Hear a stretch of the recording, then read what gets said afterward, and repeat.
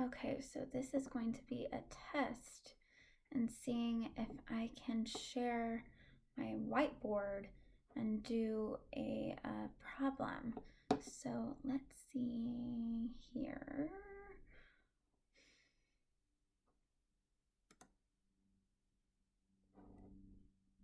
Yeah, I want to share my entire screen and share my audio this time because I didn't share it last time, which sucked. Okay, so let's do that. Awesome. Let's see. But I don't want to share my video. How do I not share my video?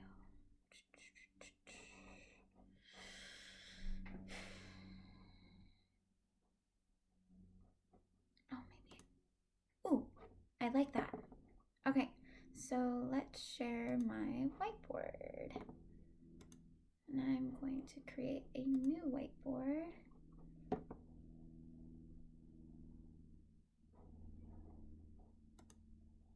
Okay, so let's do some trig substitution. Let's see. I want to do the integral of x squared all over the square root of 64 minus x squared dx. And now in doing this, my integral contains a squared minus x squared.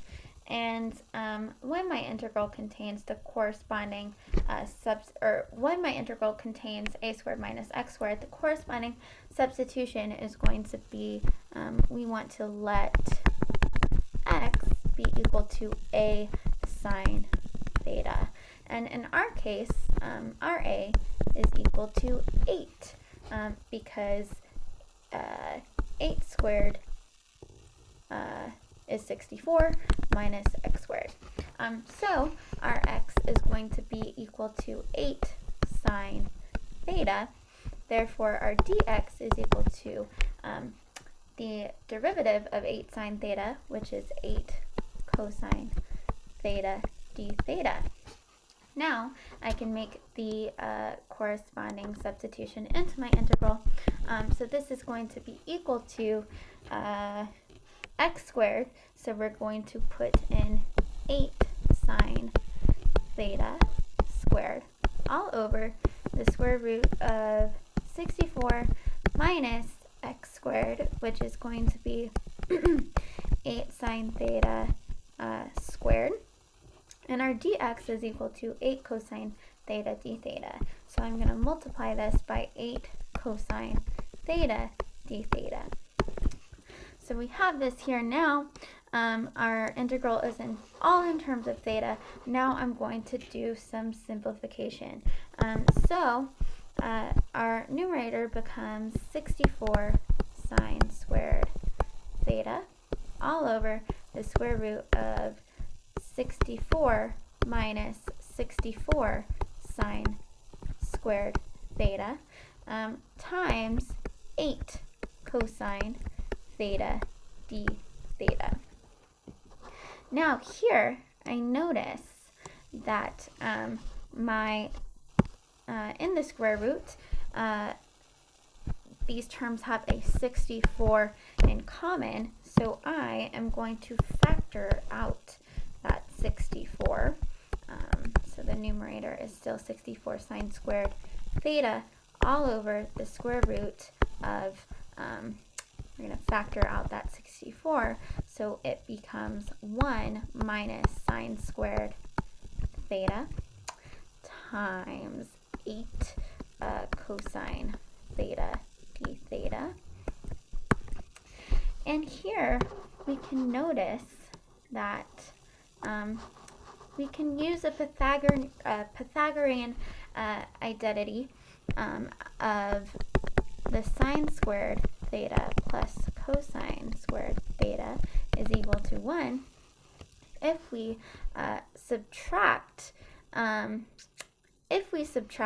sine squared theta from both sides. We get the cosine squared theta is equal to 1 minus the sine squared theta, which is what we have in our integral. So I am going to let this equal cosine. Oops, it always autocorrects there. I'm going to let this be equal to cosine squared theta. And now we can simplify a little bit further. Let's see here. So this will be equal to, let's see here, 64 sine squared theta all over. Now, the square root of 64 is 8, so I'm going to write that as 8. And the square root of the cosine squared theta is just going to give us a cosine theta. And we notice that that is really cool because these now cancel. 8 cosine theta, 8 cosine theta. They cancel. So I'm going to bring that 64 out, and this becomes 64, and then we have the integral of sine squared theta d theta. Now here, let's see, this is an even power. Therefore, we want to use the power reducing formula for sine squared theta. And that is going to be the sine squared theta is equal to 1 minus cosine 2 theta all over 2. And let's make this look a little prettier. That way we can evaluate our integral. I can break this up into two fractions. So I'm going to break this up into 1/2 minus 1/2 cosine 2 theta. This is the same thing as the fraction in the top. But now you notice that there's a 1/2 here and there. So I can factor out that 1/2, and this becomes 1 minus the cosine. Oh, see, it auto-corrected again. 1 minus cosine 2 theta. Perfect. So I'm going to write the sine squared theta as what I just found here. So this is going to be equal to 64 of the integral of 1/2 times 1 minus the cosine of 2 theta d theta. And I am going to move that 1/2 and bring it outside. And so 64 times 1/2 is equal to 32. So I have 32 of the integral of 1 minus cosine 2 theta d theta. Now we are almost ready to integrate this. I am going to use some u substitution though. I'm going to let u be equal to 2 theta. Therefore my du is equal to 2 d theta. And if I divide by 2 on both sides, I get 1/2 du is equal to d theta. And so if I put that back in, I'm going to rewrite it as 32 times 1/2. I'm going to bring that 1/2 to the outside already, and I'm going to rewrite this as 1 minus the cosine of u du. Now, that is a relatively simple integral to evaluate. 32 times 1/2 gives me a 16. And then, oops, I want to evaluate the integral here. So the integral of 1 will give me a u, and the integral of cosine u is sine u, but we have that negative sign, so this becomes, oops, this becomes minus sine u plus c. Now I want to plug my u back in, which is 2 theta. So this becomes 2 theta minus sine 2 theta plus c. But now I still need to figure out, I need to get my answer in terms of x, because that is what I originally started with. Now, to do that, we are going to use the substitution that we did in the beginning. We are going to use x equals 8 sine theta, and we're going to solve for theta here. So to do that, I'm going to divide by 8 on both sides, and I get x over 8 is equal to sine theta. And then if we take the sine inverse of both sides, well, these cancel, and I'm left with theta is equal to the sine inverse of x over 8. Now, we're not finished here yet, though, because if we plug in our theta into that answer that we got, we end up getting, in that second term, we end up getting sine of 2 times the sine inverse of x over 8. And that looks a little awkward. So what we're going to do is we want to remember that the sine of 2 theta is equal to, oops, okay, we want to remember that the sine of 2 theta is equal to 2 times the sine of theta cosine theta. And so I'm going to rewrite this as 16 times